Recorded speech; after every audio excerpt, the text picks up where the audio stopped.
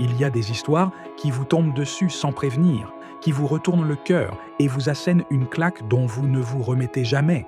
L'histoire de Tony, c'est l'une de celles-là.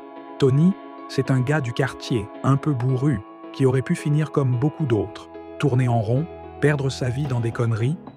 Mais non, lui, il a basculé. Et sa chute a été violente. Tony n'est pas né sous une bonne étoile. Fils unique d'une mère célibataire qui peinait à joindre les deux bouts, il a grandi dans une cité où la vie ne fait pas de cadeaux. Pas d'école, pas de travail stable, juste la débrouille, les potes du coin et l'angoisse du lendemain. Dès l'enfance, il se forge une carapace faite d'un mélange de colère et de fierté mal placée.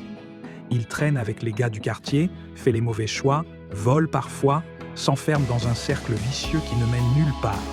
À 20 ans, Tony galérait déjà énormément. Un emploi précaire, des dettes, les coups durs de la vie. Il vivait dans un petit appartement minable, entouré d'ombre, et chaque jour était une lutte pour garder la tête hors de l'eau. Il aimait sa mère, oui, mais il ne savait pas lui montrer. Trop de fierté, trop de honte aussi. Il buvait pour oublier, fumait pour s'échapper. Bref, il touchait le fond sans vraiment s'en rendre compte. Puis, un soir, tout a basculé. Ce n'était pas une bagarre, ni un accident de voiture. Non, c'était bien plus sournois. Tony rentrait chez lui, ivre comme un tonneau, quand il a reçu ce coup de téléphone qui a tout changé. Sa mère venait de faire un AVC. Une tragédie qui aurait pu être évitée si elle avait consulté plus tôt, si elle avait eu accès à des soins. Mais dans leur coin, la santé, c'était un luxe. Il est arrivé à l'hôpital juste à temps pour voir sa mère partir, les yeux grands ouverts, comme si elle voulait lui dire quelque chose, mais sans pouvoir. Ce soir-là, Tony s'est retrouvé seul, plus seul que jamais. Son monde s'est effondré en un claquement de doigts. Ce vide, cette douleur, il ne les avait jamais ressentis. Il a pleuré pour la première fois depuis des années. C'est là qu'il a compris que sa vie, jusqu'alors, n'était qu'une connerie monumentale, que la rage, la défonce, la fuite, tout cela ne servait à rien.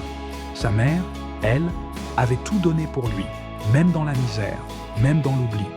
Et lui, il n'avait rien fait pour la protéger.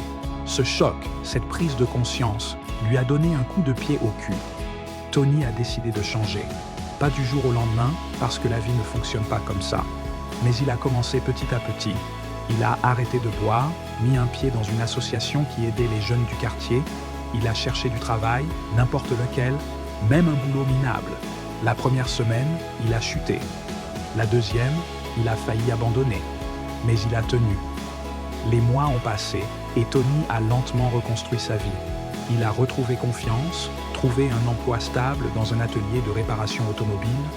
Il a commencé à aider les gamins du quartier, à leur raconter son histoire, à leur dire que la vie peut être dure, mais qu'il ne faut jamais lâcher.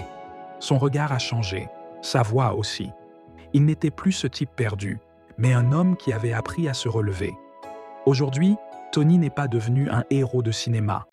Il a toujours ses galères, son passé qui le hante. Mais il sait une chose, il a le pouvoir de changer son destin. Il n'a plus peur de la chute parce qu'il a découvert que la vraie force, c'est la résilience. L'histoire de Tony est un rappel brutal, mais nécessaire. Peu importe d'où l'on vient, peu importe les coups que la vie vous inflige, on a toujours le choix de se relever. La vraie défaite, c'est d'abandonner. Alors si vous êtes là, à écouter ça, souvenez-vous que votre chute ne vous définit pas. C'est ce que vous faites ensuite qui compte. Parce qu'au final, la vie, c'est ça. Tomber, se relever et avancer.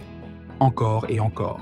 Si cette vidéo t'a plu, n'hésite pas à nous laisser un commentaire, like et abonne-toi pour ne rien manquer de nos prochaines vidéos.